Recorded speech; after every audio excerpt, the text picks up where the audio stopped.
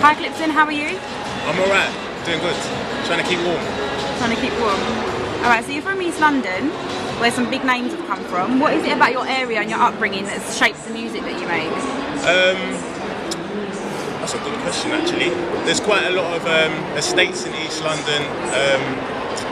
It's a fairly social area where a lot of people get together and they sort of, where we've seen music and that sort of thing on the TV from like So Solid and More Fire and that sort of thing, we've sort of created our own vibe to it and we've latched onto it, so it's sort of like part of our history and part of like the grime scene as a whole. A lot of it stems from East London, so it feels like when I got into it, it felt like, yeah, this is what I'm meant to be doing, this is what everyone in East is doing, and it was the vibe that we picked up in the East, so that's really where it sort of stems from in East. Really. So who out of those people have like inspired you? Who's the ones that you've really taken a lot from? When I first started music, I was inspired quite a lot by So Solid crew and More Fire crew, and then you had like Heartless crew, wow, people like that really. To be honest, I never really used to like garage and grime, but because my brother's a DJ, I used to hear him playing music every day in my house, and I sort of just like became accustomed to it and started liking it more. But yeah, I mean, the main inspiration I'd say was More Fire crew and So Solid crew. I used to love 21 Seconds. That used to be my favourite tune. Like. It's come back a bit now with Romeo and Big Brother, yeah. Yeah, that's quite good actually. Do you think they'll come back? Maybe. I don't know how many of them there is now though. I didn't even know how many there was before. Well, I think there was probably about 21 of them. Probably, yeah, they're big entourage. Alright, so what's been the biggest help in your music career? Who's helped you the most or given you like some inspiration that's really helped you in your music personally?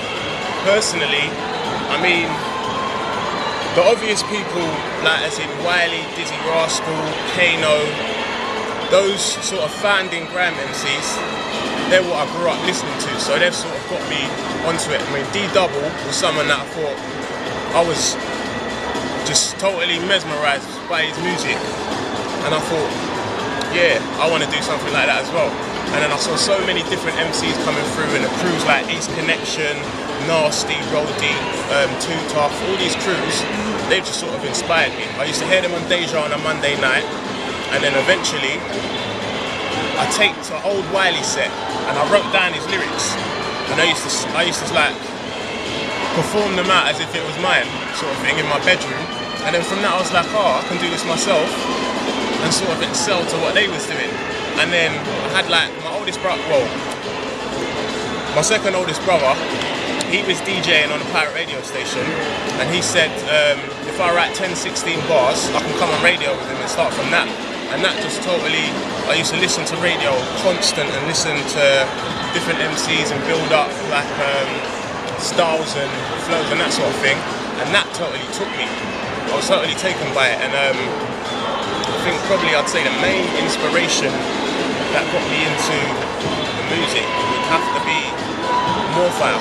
They gave me my first opportunity. I mean, Ozzy B was the first person that took a shine to me, and he brought me on a Heat FM show, and from there, after the set, he said, yeah, you've got something, I want to bring you through. So that was really the first person that showed some sort of liking to me, and it sort of gave me a push. And then from then, there's been like loads of people supporting my cause, and obviously there's been a lot of people that haven't been supporting my cause. I mean, now I've got my manager AJ and Baby Sham, who used to be part of Too Tough crew, so he was a grime MC as well. So they've sort of just sat me down and went through where I wanted to take my music to and who I was sort of trying to market towards, and we cooked up a plan, and they've just been doing so much work for me right now. So I mean, like right now, my management team around me now, and obviously I've got a team called ABTM, they're just helping me the most right now. I mean, I went from a stage where I left Fire Camp and I had to sort of start again, and I had to build up links and like connect with DJs and MCs and that sort of thing, and it was hard for me. And it's only really now this like 2010 that it sort of started opening up and things started working and I've been getting quite a lot of support recently. So like, there's a lot of talent coming through, but what makes you, do you think, stand out from everyone else? I feel like I'm totally unique to the majority of the scene. I mean, I focus on flows, but I also focus on content, and I've got a style that I don't think there's another MC who's got the same style or a similar style, so I think that's something that I've got over them. I've got something, I'm bringing something to the scene that I don't think has been brought before, and it's quite difficult because there is a lot of MCs out there, but I just think that I always bring new styles. I mean, my content and that sort of thing always improves, and I literally have to step my game up by the week because everyone's putting that stuff and the level rises so constantly. So I think that's something that I've got over them.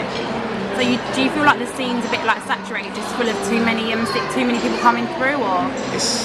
It is sort of saturated. I mean, we've got a mixture of like really talented MCs and artists and singers and that sort of thing, and then there's a lot of people that are sort of thought, well, I can do this as well, but they're not as serious as others, and that's sort of like confusing people because they think, oh, that guy's got a video out, or is he the next best thing? And then there's other guys over here that we're doing mixtapes and we're going and performing, doing live sessions and all that sort of thing because we're proper serious about it, but they've sort of created a gimmick that people are sort of trying to lock into, which is confusing them. So I think in that respect that there is a lot of MCs in the game, but there's not a lot of serious MCs that I think can excel to the next level or take that transition to the Tiny Temper transition or Retch 3-2 transition. There's a lot of MCs that I don't think they can take that transition, and I'm one of the MCs that can. So who do you feel is doing big things? Who do you like to listen to yourself personally on your iPod or wherever you listen to? I'm a big fan of Dot Rotten. I've done some work with him as well, but I'm a big fan of Dot Rotten. Miss Brat, I'm a big fan of. What else do I listen to? No, I listen to most. You know what? To be honest, yeah, I do listen to quite a lot of my own music more than anything else. I've just got a thing that I just like listening to myself. So. Do you criticise yourself a lot though? Are you? Yeah, I mean, quite harsh on yourself. I am a perfectionist, so at times I think I might write something down and think, nah, that's not gonna cut it. Whereas back in the day it might have cut it, but now I'm sort of like proper perfectionist. I'll write something, I'll be like, no, I've got to come again. That's not good enough. So yeah, I am like that. So what's been your most memorable moment, like live shows or like radio, pirate radio, or anything like that? What's been your most memorable moment in your music life so far? So far, I think my most memorable moment to this date will probably be Lord of the Mics 3. I think that was something I'd always wanted to do when I started music, and the whole going into the dungeon, doing the interviews, preparing myself for the day, I mean that was all like, it was a big thing for me. I mean a lot of people was sort of skeptical about what my clash would, how it would turn out, but I mean I prepared for it fully and I was excited about it, and then when it went down, probably don't notice it on the camera, but my heart was beating and I was just like, oh my god, I hope I don't flop or choke or anything like that. But it turned out different, and I really enjoyed that. That was probably my best moment. So do you think clash culture's coming back? Like there's going to be more of it? Do you think people want to see a bit more of that going on between the artists?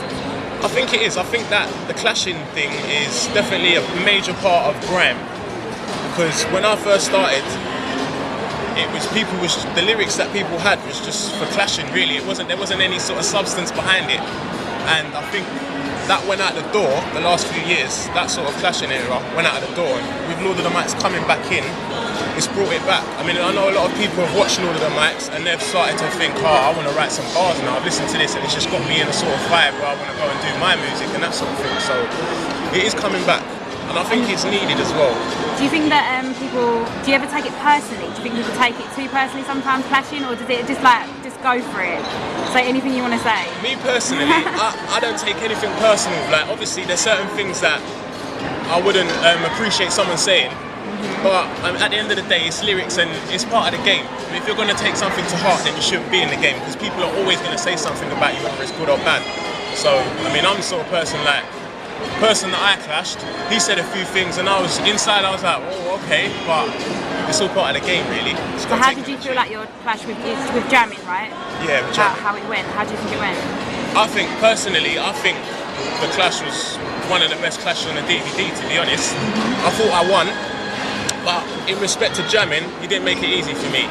I did think like he had style, he had humour, and that's something you need to bring to a clash. And he definitely made me, like, kept me on my toes. Like, when he was saying his lines, I was sort of, sometimes, I don't know if people can clock it, but I'm sort of like, thinking, right, what am I going to say? I'm not really focusing too much on what he's saying, but I'm like, I need to come with something because he's getting a reaction. And where Jam is his cousin, and there was a few people behind the camera that was with him, when they was making noise, it sort of seemed like, like he was killing me.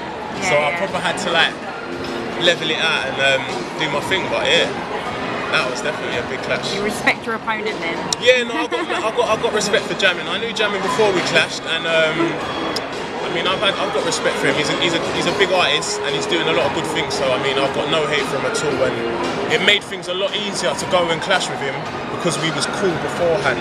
I mean, if it's someone that you don't know from Adam, and you go in there, you say certain things, and it gets heated and there's a lot of tension, and that can go the wrong way. As like that obviously happened on the DVD with like another clash. So I think, yeah, I mean, all respect to Jamming. He done his thing. And to be honest, I don't think a lot of MCs would have come to clash me, to be honest. Like, if we keep it 100, I always thought I'd win, or I always thought I would favour over him. But a lot of MCs I don't think would have come. Who would you like to clash if you could? God's honest truth, yeah. I was saying it before they picked Jamming, I said I wanted to clash Lethal. I wanted to clash Lethal B, and that was basically just because we'd had a little feud in which I'd ended up leaving Fire Camp. So I thought, you know what, for grime and just so people know like what's been going on, we should clash. I thought it would be big for grime. I called him out and he wasn't up for it, so I just said, okay, cool, like I'll move on. But I laid the gauntlet down for him and he turned it down. Maybe one day. Okay, so back to your music. You've got your LP coming out end of Feb? 27th of Feb. 27th, yeah. And Mind of a Grime Star. Mind of a Grime Star. Okay, so what can we expect to get from him? We've got productions from Wiley, G-Tank, a few new producers like Mogul, legendary grime producer Bigger Man. He's been working quite heavily with me, so there's a few different producers on there with different sounds and different styles, but it's basically full of energy, flows. I've upgraded on punchlines and that sort of thing, so I think people are gonna really like this CD. I mean, the last CD that I've been bringing out EPs, so I think this one is sort of a total grime CD, and it's just like a post Lord of the Mic CD for people to just really get a sense of where I'm coming from and what sort of artist I am, and that is totally where it is. And the track Bugs? Bugs, that is a freestyle from, that's one of the beats that was used on Lord of the Mics, and I thought, yeah, I need to do like a little freestyle over it and put it out. Like, I've shot a video for that, so that should be out within the next few weeks. That wasn't actually on my mixtape, but it will probably end up going on there. Now after the video, I'll judge it by people's response, but I just thought I need to go on that tune, spaz out, and just keep people fresh on the hype from Lord of the Mic. So that was basically what that was about. So finally, if you weren't doing music, what else would you be doing? If I wasn't doing music, I'd actually wanted to be a physiotherapist or maybe like a personal trainer, because I went to college and studied sports and exercise science. I actually done a BTEC National Diploma at the City in Islington. So I had my heart set on doing something along that sort of foundation. And I've always wanted to be a footballer as well from a young boy, as most boys want to be footballers. So I stopped playing football like seriously when I was 16, 17, and music totally took over from there. So if I didn't, just suppose tomorrow I lost my voice and couldn't MC again, I would go into the path of like physiotherapy and that sort of thing. You've got a backup plan? Yeah, I've definitely got a backup plan. You always got to have a backup plan, yeah, definitely. Alright, can you just give a shout out to Music News fans if you just look into the camera? Yes, big up Music News and all the fans supporting each and every time. Clipson.